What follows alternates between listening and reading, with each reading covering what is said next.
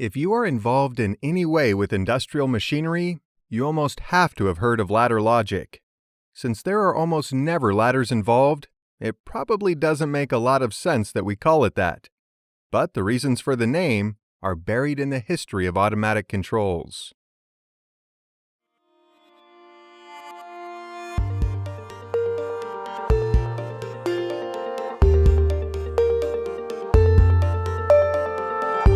Before we get into today's video, if you love our videos, be sure to click the like button below, and make sure to click subscribe and the bell to receive notifications of new RealPARS videos.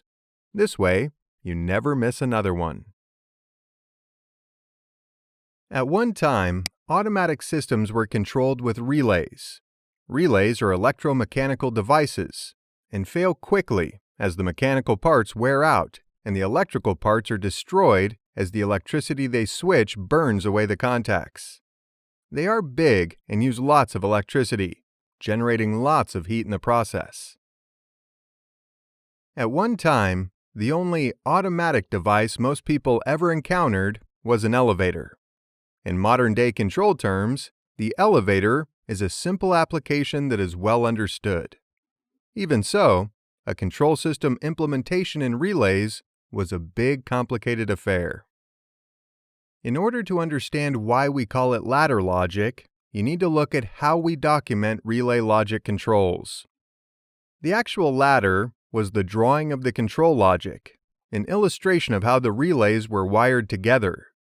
Even today, a lot of the conventions that led to the ladders are still in use, and I'll use a recent example drawing to illustrate this. Here is a simplified drawing of a control circuit. The appearance is what led to being called ladder logic, since it superficially resembles a ladder. Other drawing conventions that survived into the software version include power at the top of the drawing, with the hot or power rail going down the left side, and the neutral rail going down the right side. We also have contacts or inputs on the left, and coils or outputs on the right, so that our power is flowing from left to right. Finally, each of the outputs is on a separate horizontal line, or, in our ladder metaphor, rung. Another convention is that we always descend the ladder. We work from top to bottom. Relays are simple devices, consisting of coils and the contacts that they move. When electricity energizes the coil, it moves the contacts, connecting some and disconnecting others. The lowest level elements of ladder logic mimic those relay functions.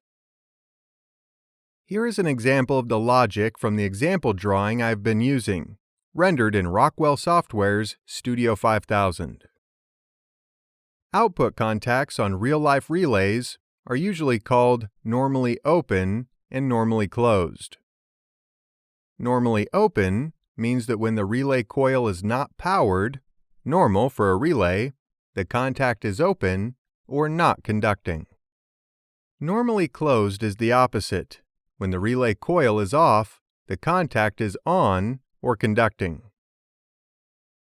So here's our software representation of a normally open contact. The drawing symbol and the symbol in the software are pretty much the same. Normally closed contacts are also very similar, just a representation of two separated contacts. Finally, the relay coil. Not quite a full circle like the drawing, but close enough to get the point across. For the things we have described so far to be useful, they have to make other things happen.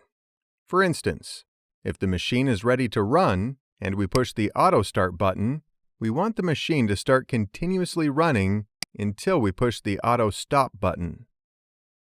Here is our English sentence written in ladder logic. Let's take that picture apart and look at the English with it. If the machine is ready to run, we have a contact called ready to run, and we push the auto start button. Auto start contact with the two contacts in series so that if both of them are on, then we energize the auto running coil.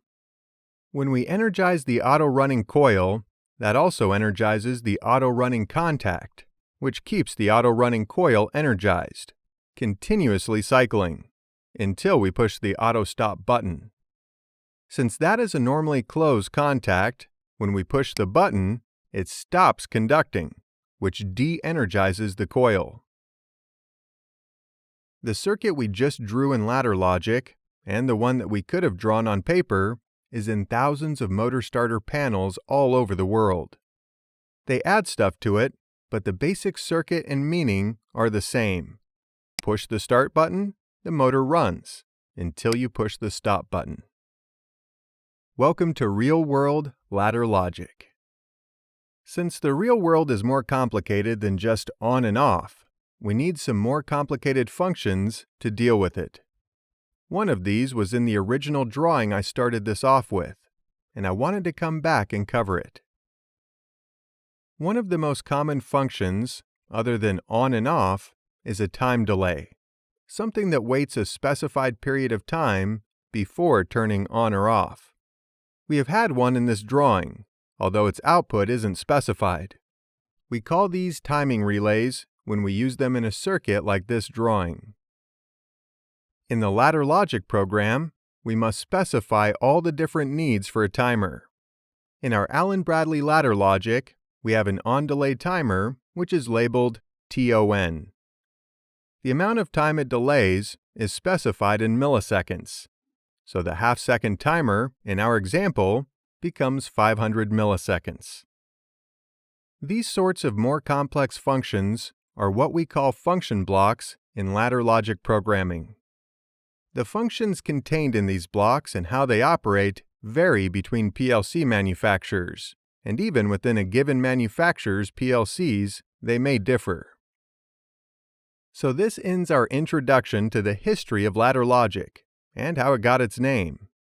As the history of these systems recedes further in the rearview mirror, it's always helpful to look back and see where we have been. Make sure that you head over to realpars.com to find even more training material for all of your PLC programming needs.